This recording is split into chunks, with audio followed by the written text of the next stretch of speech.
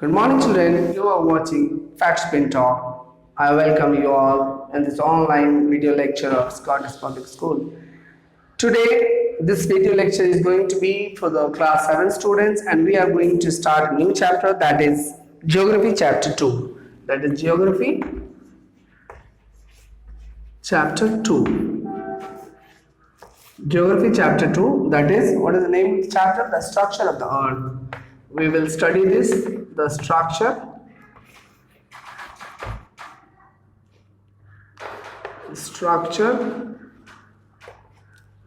of the earth. The structure of the earth we will study today. So what is the structure of the earth we will study? Okay, let's open the books on page number 103. Go to page number 102 and 3. Let's get started. I hope you all are safe with your families. In this chapter, we will study the sources that provide us information about the Earth's interior, earthquakes, volcanic eruptions, and the deep mines. इस chapter में हम पढ़ने वाले हैं कि किस प्रकार से भूकंप आते हैं, किस प्रकार से ज्वालामुखी का विस्फोट होता है और किस प्रकार से जो डीप माइनिंग होते हैं, धरती के अंदर से बहुत सारे मिनरल्स और चीजों का जो खादानों से निकाला जाता है, किस प्रकार से ऐसी चीजें होती हैं, इसके बारे में हम जानेंगे, पढ़ेंगे और समझने का प्रयास करेंगे. Structure of the earth is divided into the 3 concentric layers, crust, mantle and core. धरती के 3 हिस्से होते हैं, जिसे आप समझ सकते हैं. धरती का एक मान लिया जाए कि ये धरती हमारी है, तो इसे आप ऐसे मान सकते हैं. इसमें 3 लेयर्स होते हैं.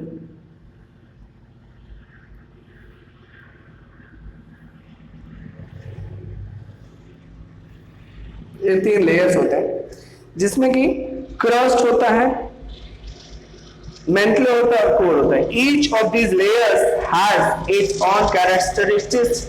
Let's learn more about them. Crust क्या होता है? देखिए, जो धरती का सबसे ऊपर वाला हिस्सा है, ये वाला जो हिस्सा है, ये कहलाता है क्रस्ट. ये क्या कहलाता है? क्रस्ट. दिस इज क्रस्ट, जहां पे मिट्टी, चट्टान और बहुत सारे अन्य सेडिमेंट्री कंपोनेंट्स होते हैं.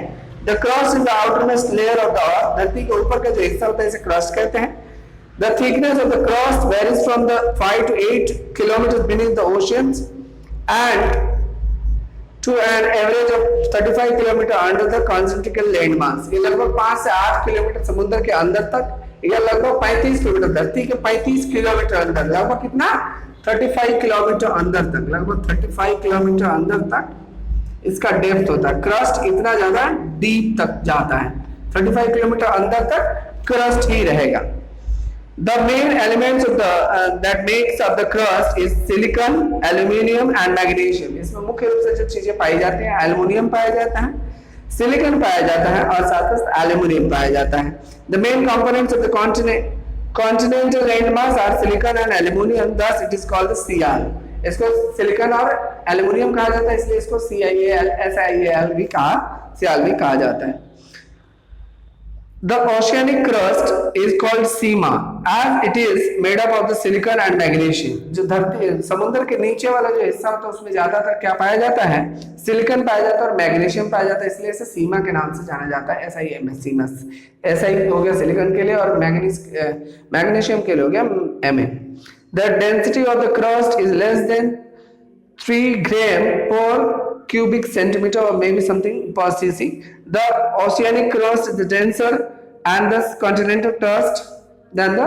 तो जो समुद्र के नीचे का जो क्रस्ट होता है वो ज्यादा घना होता है, ज्यादा उसके मॉलिक्यूल्स आपस में क्लोजली पैक्ड होते हैं, और दूसरा अलग होता है. मैंटले के बारे में हम पढ़ेंगे. मैंटले क्या होता है? The layer below the crust is called the mantle. जब 35 किलोमीटर से, यानी धरती का, जैसे कि ये मान लिया हमारी धरती है, तो यहाँ तक तो हमने मान लिया ये 35 किलोमीटर तक से जो हो गया, इसके बाद का जो एरिया आएगा वो कुछ और, ये हो गया मैंटले का एरिया. ये मैंटले का एरिया होगा, ये हो गया क्रस्ट का एरिया. ठीक है, तो मैंटले क्या होता है? It is about 2900 kilometre thick. ये बहुत ज्यादा होता है, ये 2900 किलोमीटर तक जाता है, 2900 kilometre.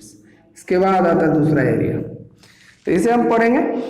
It is mostly made up of the silicon iron and the magnesium. ये सिलिकॉन आयरन और मैग्नीशियम से बना हुआ है। It is densely its density varies between the 3.5 gram to 5.5 ग्राम पर क्यूबिक सेंटीमीटर पर CC.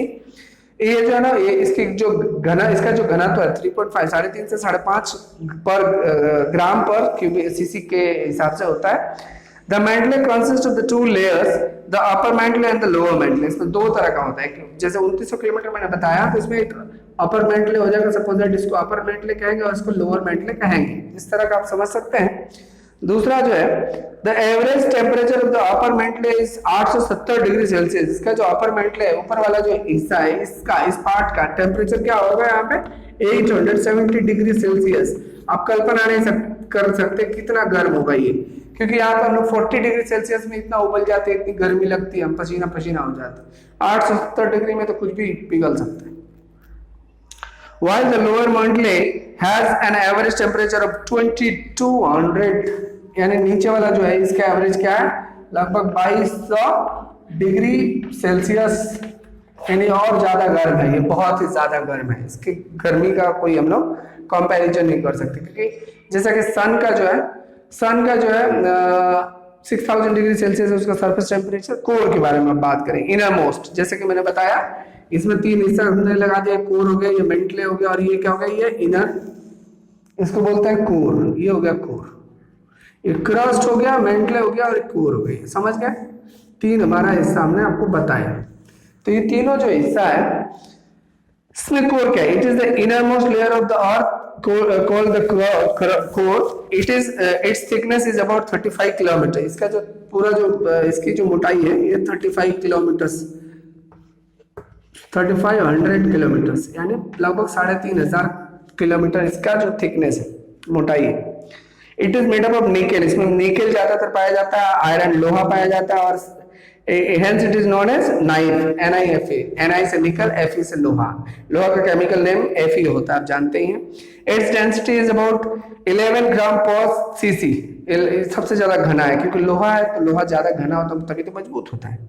The core is divided into the outer core and the inner core।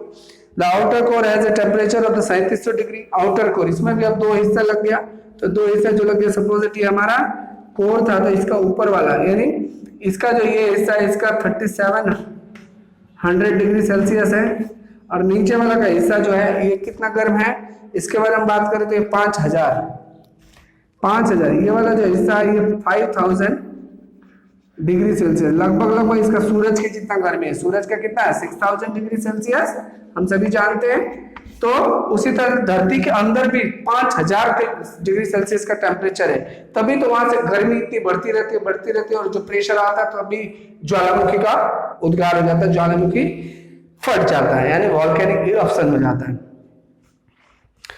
But it is still in a solid state. अंदर में 5000 degree Celsius है, फिर भी वो मजबूत है, यानी ठोस है, क्योंकि इतना ज्यादा उसमें प्रेशर है, दबाव है। This is because of the extreme pressure created by the weight of the rocks that lie above it.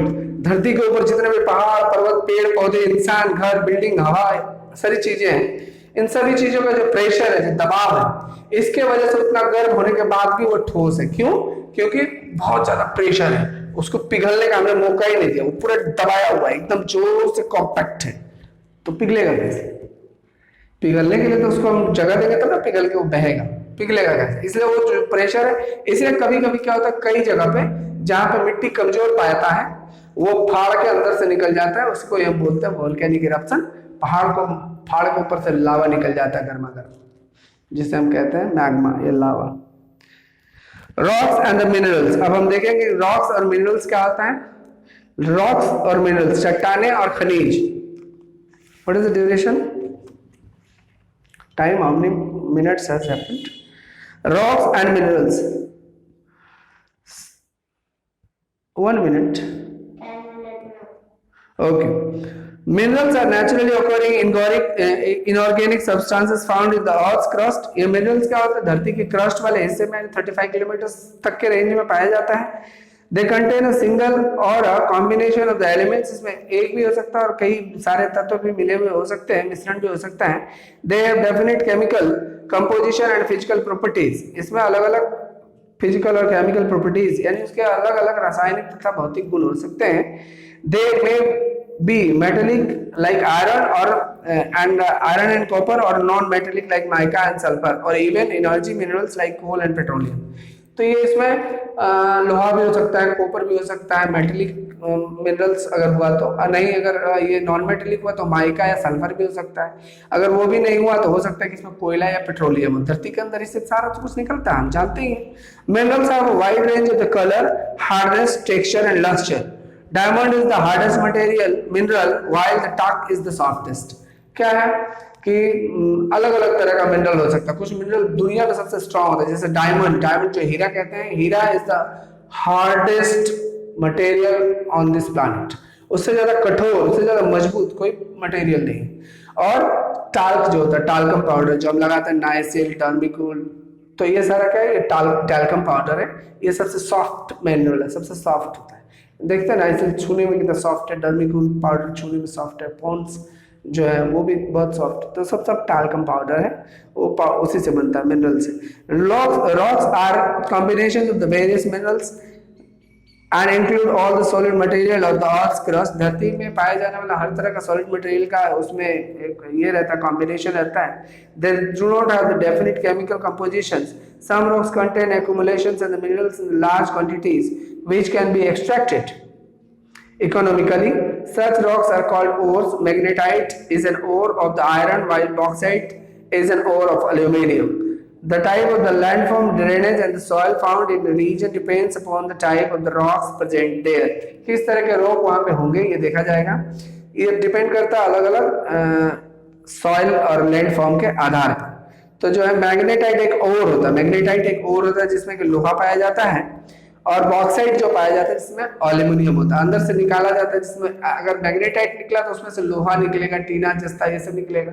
और अगर वो मैग्नेटाइट के अलावा दूसरा वाला निकला, दूसरा वाला क्या है, जैसे कि बॉक्साइट, बॉक्साइट निकला तो उसमें से टीना, एल्यूमिनियम वगैरह निकलेगा।